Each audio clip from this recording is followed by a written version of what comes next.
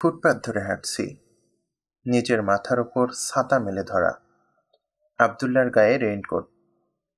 তীব্র গরমে এতদিন কষ্ট হচ্ছিল খুব। বিকেল থেকে ঠান্ডা হাওয়া বইতে শুরু করলো। মাগরিবের আজান দিতে না দিতেই বৃষ্টি।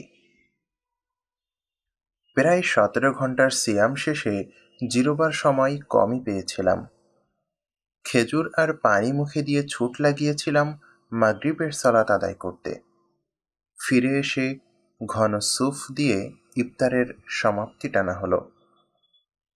আবদুল্লাহকে নিয়ে টেবিল সাফ করে ফেললাম। সোফিয়া ততক্ষণে বেসিনে বাসনকোসন ভিজিয়ে ফেলেছে। বাবা, কফি বানাবে না? 7 পেরিয়ে 8-এ পা দেয়া আবদুল্লাহর কফির প্রতি প্রবল আকর্ষণ।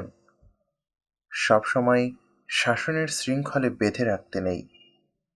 সিয়াম রাখার পুরস্কার হিসেবে একদিন একটু কফি দেয়াই যায়। 2 ধরনের কফি বানালাম, সোফিয়া আর আমার জন্য ক্যাপাচিনো। এই আমাদের সারা দিনের জ্বালানি।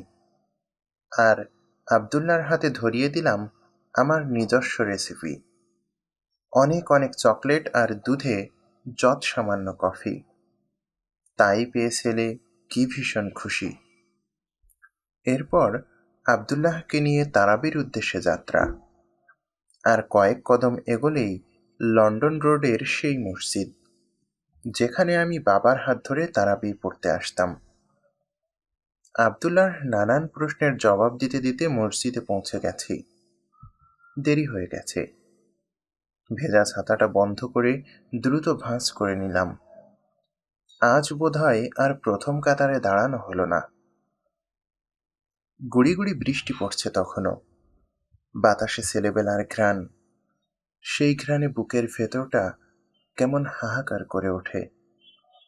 প্রতিবার আমি নতুন করে মসজিদটাকে দেখি।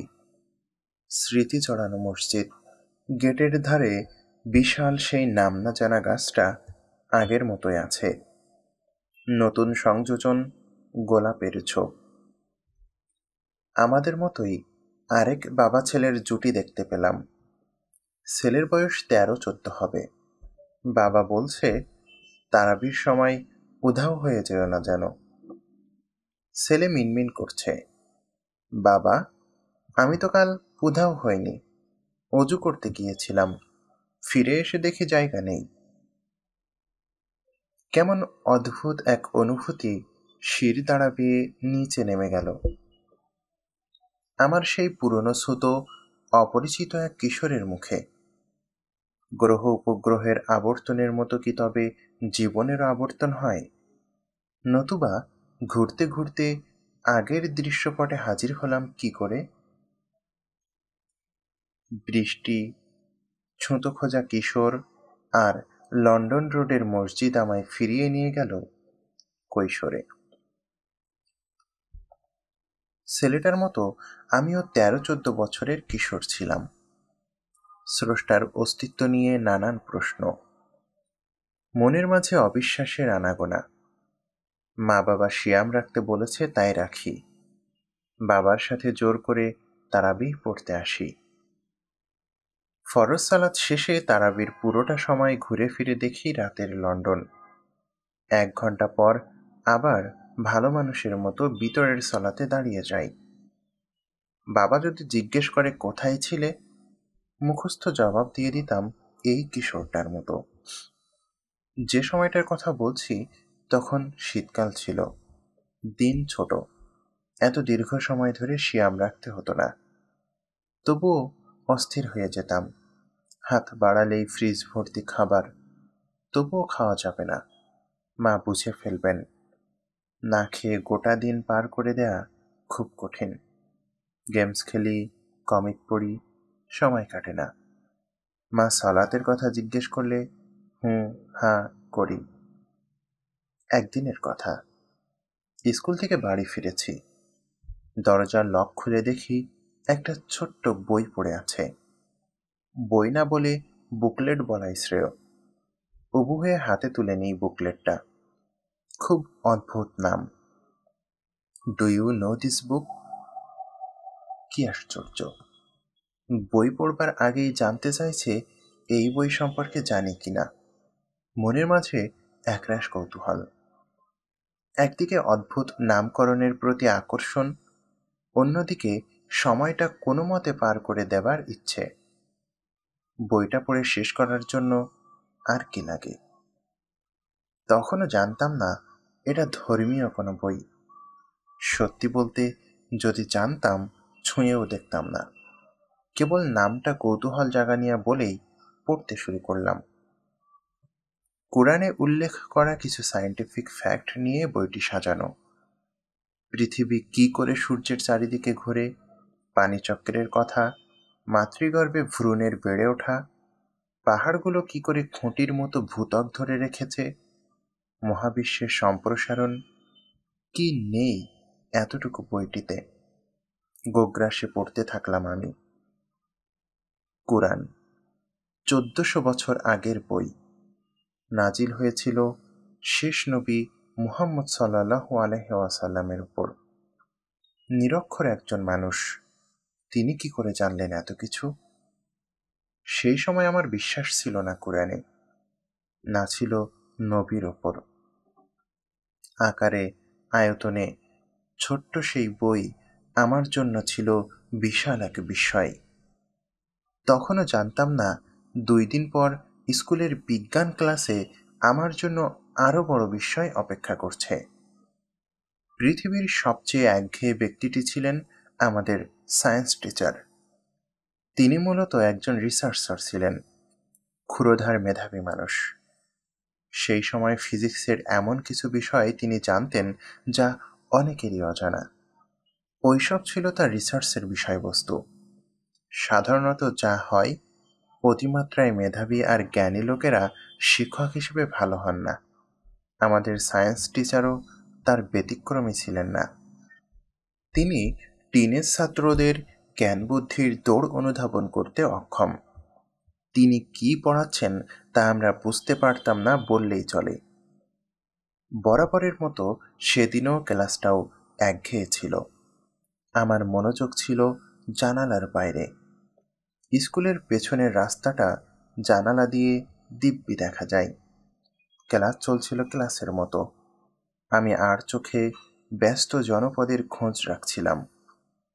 এইমাত্র এক বুড়ো টার্কিশ ব্রেড হাতে হনহন করে হেঁটে গেল দৃষ্টিসীমার বাইরে।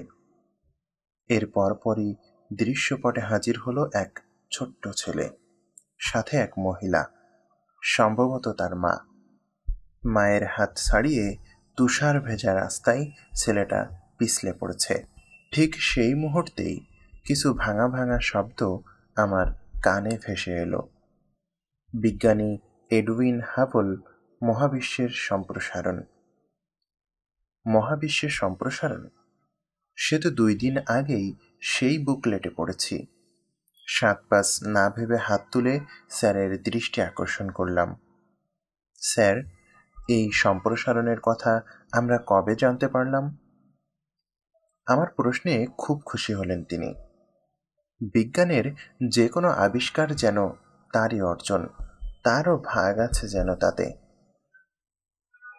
খুব গর্বের সাথে জবাব দিয়েছিলেন, আজ থেকে প্রায় 17 বছর আগে জানা গেছে যে মহাবিশ্ব সম্প্রসারিত হচ্ছে। এরপর যথারীতি সেই আবিষ্কারের ইতিহাস বর্ণনা শুরু করলেন, যার কিছুই আর আমার কানে ঢোকেনি। আমি হারিয়ে গিয়েছিলাম অন্য জগতে, মাথায় চিন্তার ঝড়। সেদিনের সেই বইটাতে পড়েছিলাম কোরআনে মহাবিশ্বের সম্প্রসারণের কথা বলা হয়েছে। আজ থেকে 1400 বছর আগে এক নিরক্ষর মানুষ আমাদেরকে মহাবিশ্বের সম্প্রসারণের কথা জানিয়ে গেছেন, আর বিজ্ঞান তা জানতে পেরেছে 70 বছর আগে। কি করে সম্ভব? বাড়ি ফিরে বইটা হাতে নিলাম আবারও। খুঁজে বের করলাম মহাবিশ্ব সম্প্রসারণের সেই অনুচ্ছেদ। আর আসমানকে আমি নির্মাণ করেছি আমার ক্ষমতা বলে, এবং নিশ্চয়ই আমি মহাসম্প্রসারণকারী। সূরা জারিয়াত, আয়াত 47। কি মনে করে যেন আরেকবার পড়ে ফেললাম বইটি। সেখানে রেফারেন্স হিসেবে বলা ছিল মরিস বুকাইলির লেখা বই the Bible, the Quran and সায়েন্সের কথা।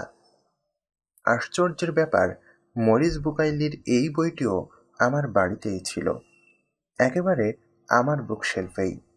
মা রেখে দিয়েছিলেন, আশা করেছিলেন কোনো একদিন হয়তো আমি নেড়ে চেড়ে দেখব।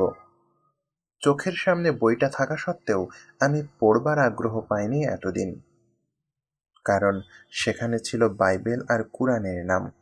ধর্মীয় যে কোনো ব্যাপারে আমি ছিলাম চূড়ান্ত পর্যায়ের উদাসীন, নিরাসক্ত যাকে বলে।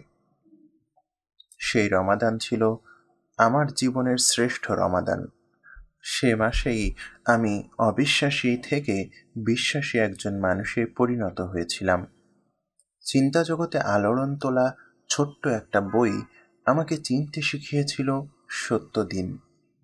কালের পরিক্রমায় দৃষ্টিভঙ্গি বদলে গেছে। এখন আর ধর্মকে বিজ্ঞান দিয়ে যাচাই করবার প্রয়োজন বোধ করি না। আমি জেনে গেছি কুরআন ধ্রুব সত্য। বিজ্ঞানের আবিষ্কারের সাথে পাল্লা দিয়ে তা পরিবর্তিত হবার নয়। বিজ্ঞানের চোখে আজ যা সত্য, কাল তা মিথ্যা হয়ে যেতে পারে, কিন্তু কুরআন বদলাবে না। তবুও স্বীকার করতে এতটুকুও দ্বিধা নেই, আমার হৃদয়ে হিদায়েতের নূর প্রবেশ করেছিল সেই বইটির মাধ্যমেই। দরজার নিচে ঠেলে দেওয়া একটা বই, একটা মাত্র বই, বদলে দিয়েছিল গোটা জীবন। অবিশ্বাসের চোরাবালিতে ডুবতে ডুবতে আমি পেয়েছিলাম জীবনের দিশা। আজও জানি না কে সেই বই দরজার নিচে ঠেলে দিয়েছিল, কে আমাকে ফিরিয়ে এনেছিল সত্য দিনের পথে। হয়তো সেই মানুষটাও জানে না তার এক মুহূর্তের চেষ্টায় পৃথিবীর কেউ একজন সত্যকে চিনতে পেরেছে। না সে জানে আমার কথা, না আমি জানি তার কথা। শুধু জানি এক লহমায় জীবন বদলে যেতে পারে, যেমন বদলে গিয়েছিল আমার। গল্পটি একটি সত্য ঘটনা অবলম্বনে লেখা।